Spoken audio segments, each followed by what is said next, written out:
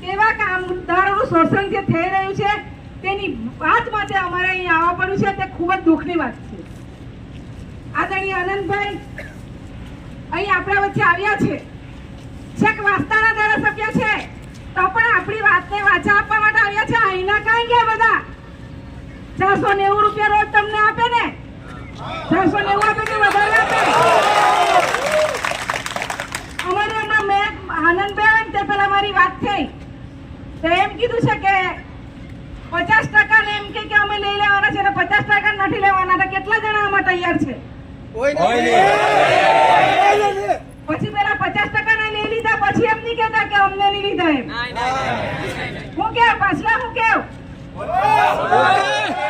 બધા સાથે છે ને? બધા સાથે છે ને? હા, એટલા માટે મને કોઈ કે કીધું નથી, પણ તમારી એકતા જોવા માટે મેં આ વાત કરી. આ જ એકતા છેલ્લા સુધી કરજો, રાખજો, અને આપણા વચ્ચે જો એકતા હશે તો કોઈ આની તાકાત નથી કે આપણી એકતા તોડી શકે. આજે આનંદભાઈને નાનો ચિતાર આપું કે આ લોકોને 490 રૂપિયા રોજ આપે છે અને મને આજે શરમ આવે કે મારી આ ઉંમરમાં મારી ઉંમરના લોકો એમ કે છે કે અમે 15-15, 20-20 વર્ષ થઈ ગયા તેમ છતાં અમને પરમિનન્ટ કરવામાં આવ્યા નથી. એટલે કહેવાનો ભાવ હજુ તમે ક્યાં સુધી આ કામદારોનું શોષણ કરશો? બીજી એક વાત છે કે આ મને ખબર નહીં પડી કે આજ સુધી આ દલાલ પ્રથાની હતી.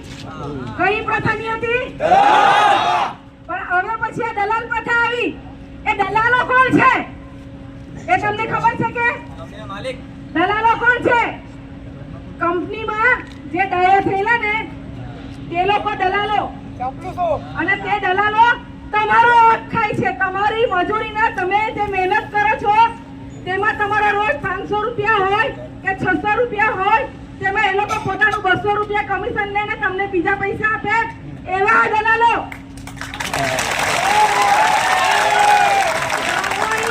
આપના માધ્યમથી એક વાત કહેવા માંગુ છું દલાલોને બી અને કંપની માલિકોને બી કે દલાલોને તમે વગર લેવા દે પૈસા આપો, એના કરતા આ કામદારોને, રોજમદારોને કાયમી કરો અને એ લોકોને છૂટો પગાર આપો.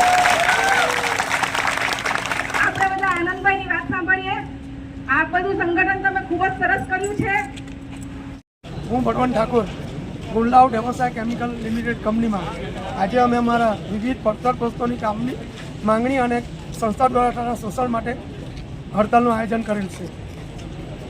કયા કયા મુદ્દાને લઈને તમે આજે ભેગા થયા છો? કામદારોનું પીએફ કાપવામાં આવતું નથી.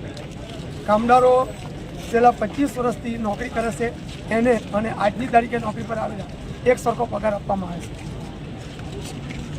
કામદારોના ગેટ પાસ, રજા, ઓવર ટાઈમ બાબતે કાયમ માટે કામદારોનું શોષણ થાય છે. કંપની પોતાની મનમાની ચલાવીને એક હતું શાસન ચલાવે છે, જેનો કામદારોનો સખત વિરોધ હોવાને કારણે આજથી અમે અચોક્કસ મુદતની હડતાલ પર ઉતર્યા છીએ. તમને પગાર રેગ્યુલર આપવામાં આવતો નથી? અમારા કોન્ટ્રાક્ટના કામદારોને 15 તારીખ સુધી પગાર ચૂકવવામાં આવતો નથી. પગાર સ્લીપ આપવામાં આવે છે? અમુક કામદારોને આપવામાં આવશે, અમુક કામદારોને આપવામાં આવતી નથી. અને ગ્રેજ્યુટી આપવામાં આવે છે? ગ્રેજ્યુટી કોઈક માણસને આપવામાં આવશે, કોઈક માણસને આપવામાં આવતી નથી. પગાર કેટલા ટાઈમથી કેટલા દિવસમાં આપવામાં આવે છે તમને? મિનિમમ 15 થી 16 તારીખ સુધી પગાર કોન્ટ્રાક્ટનો થતો નથી. કઈ એજન્સી પગાર ચૂકવે છે તમને? અમારે ત્યાં કંપનીના બધા મેનેજરો જે ખરા ને એના બધાના પોતાના પ્રાઇવેટ કોન્ટ્રાક્ટરો છે. કોઈને બૈરી નામ પર, કોઈના પોયરા નામ પર, કોઈના હારા નામ પર, કોઈની હારીના નામ પર. બરાબર છે. એટલે પગાર રેગ્યુલર આપવામાં આવતો નથી. શું માંગ છે તમારી? અમને અમારા નોકરીના વર્ષો પ્રમાણે પગાર મળવો જોઈએ. અમે જે પોસ્ટ પર કામ કરીએ, જે જવાબદારી લે તે પ્રમાણે અમને અમારા કામદારોને પગાર મળવો જોઈએ. અમારા 45 કામદારો કાયમી કરવાની શરત કરી દે, પહેલી તકે 45 કામદારો કાયમી થવા જોઈએ. હાલે કેટલા કામદારો પરમિટનમાં છે અને કેટલા કામદારો કોન્ટ્રાક્ટ પર છે? 600 જેટલા કામદારો કોન્ટ્રાક્ટમાં છે અને 70 જેટલા કામદારો કાયમી છે. એમાં અમારા ઇન્ડિયન જોડે 60 જેટલા કામદારો છે ને બાકીના ઇન્ડિયનમાં 15 જણા છે. જે કામદારો જે કામ કરે છે એમને કોઈ બી અકસ્માત થાય છે તેની શું છે? કોઈ વળતર આપવામાં આવતું નથી. કામદારો લડી લડે જ્યારે એકાદ કેસમાં કંઈક વળતર મળે છે. મતલબ સેફટી કંઈ આપવામાં આવતી કોઈ ઝીરો નથી. સેફટી. હવે પછી તમારી માંગ સ્વીકારવામાં ન આવે તો તમે શું પગલાં લેશો? અમે અચોક્કસથી મુદ્દા ધરણા અને જે કરવા ઘટે તે કલેક્ટર ઓફિસનો ઘેરાવટી મારીને સામાજિક કાર્યકરોનો સહકાર લઈને જે બી ઘટતું કરવા પડે અમે કરીશું. જે તમે ઇન્ટરવ્યૂ આપ્યું અને ન્યૂઝ નેટવર્ક માટે એ બદલ આપનો આભાર. છે ને બધા એક છે ને જ્યાં સુધી ન્યાય નથી મળવાનો ત્યાં સુધી આપણે લડવાનું ને અરે અમારા નેતા રાહુલ ગાંધી એમ કે ડરો મત લડો, લડશો ને? ડરો મત લડો કહે છે ને. અને પેલો પુષ્પા એમ કે ઝુકેગા નહીં, ઝૂકવાનું નથી. ઝૂકવાનો છો. આવી નોકરી કરતા તો ઘેરે મજૂરી કરવું ને, બેલ જોડનું કરવું ને, ખેતીનું કરવું તો વધારે પૈસા મળે. આ કંપનીના માલિક મેનેજમેન્ટની ચરબી વધી ગયેલી હોય ને તો આનંદ પટેલ ચરબી ઉતાર દેશે. તમારા મારા જેવાના લોહીનો પરસેવો આપણે ત્યાં બેન દીકરી ભણતી, છોકરી ભણતી હોય એના શિક્ષણનો ખર્ચો, આપણા ઘર પરિવારમાં મા બાપ હોય, દાદા દાદી હોય, એનો મેડિકલનો ખર્ચો જ આપણે પૂરો નહીં કરી શકીએ ને તો એ કંપની ગઈ તેલ લેવા આપણે નોકરી પર.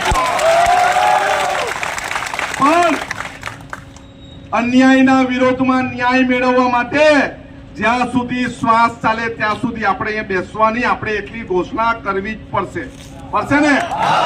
અહીંયા જો નહીં સાંભળે આપણે તો આપણે સોમવાર પછી અહીંના પ્રાંત અધિકારીને મળવા જશું. એ બી નહીં સાંભળે તો આપણે કલેક્ટરને પણ મળવા જશું ને. આપણા વચ્ચે કોઈને કોઈ રીતે ફૂટ પડાવવાનું કામ આ લોકો કરશે. એમ કહેશે કે આનંદ પટેલ તો કોંગ્રેસના છે, એમ કહેશે આનંદ પટેલ તો આદિવાસી છે, એમ કહેશે આનંદ પટેલ તો વાંસદાના છે. પરંતુ હું પણ તમારા જેવો, તમારા વચ્ચે મોટો થયેલો ગરીબ પરિવારનો ભાઈ છું. એટલે મને તમે મત નહીં આપો તો કઈ નહીં, પરંતુ તમારા સાથે થયેલા અન્યાયના વિરોધમાં ન્યાય મેળવવા માટે આનંદ પટેલ હર હંમેશા તમારી સાથે છે અને રહેશે. હું એક સૂત્ર બોલાવીશ, તમે સૌ સાથે બોલજો.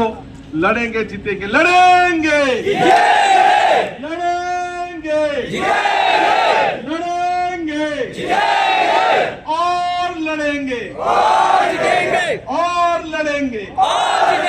हमें जय जोहार.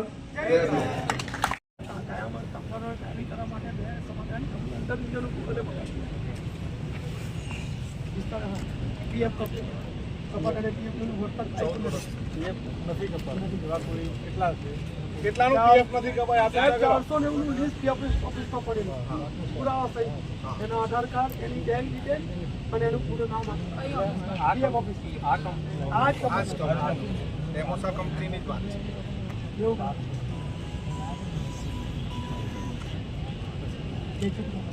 કોન્ટ્રાક્ટના કામદાર અને આ બેઠુભાઈ સત્તર કરાલા એમ ડિટેલ બાકી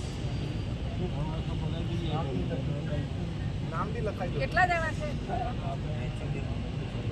સર પેલા કોન્ટ્રાક્ટ કામદારનું હાથે લખી દે. કોન્ટ્રાક્ટ કામદાર જે ક્યાં ગયા ને બરાબર.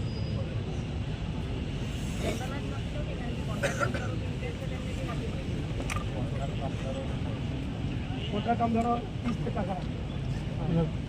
એમના ઘણા સાહેબ પણ અત્યારે લાઈનનું આપણે આ વખતે છે એમ તો 150 કામદારો તમને આપી. અમરીશ પટેલ ત્યાંથી